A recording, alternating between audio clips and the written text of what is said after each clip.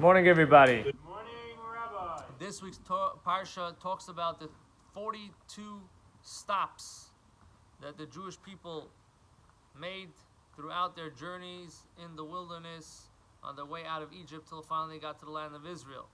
So the Baal Shem Tov says that these 42 stops that are mentioned in the Torah really is represented in every single person throughout your life. You have 42 stops.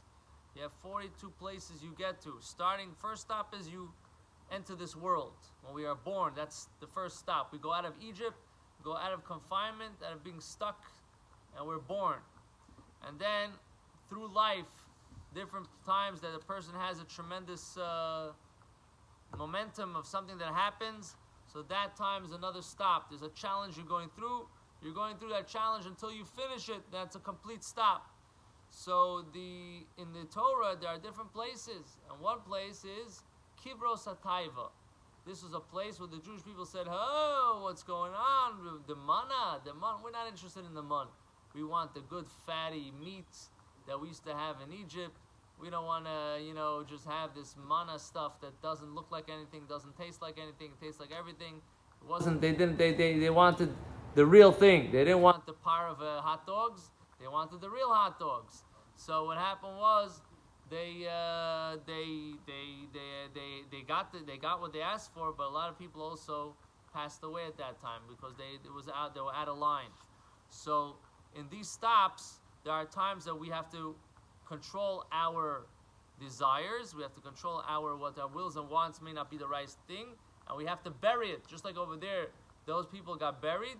So over here on a spiritual level doesn't mean you have to do something bad. It means you have to take the negative and bury it and transform it and elevate it.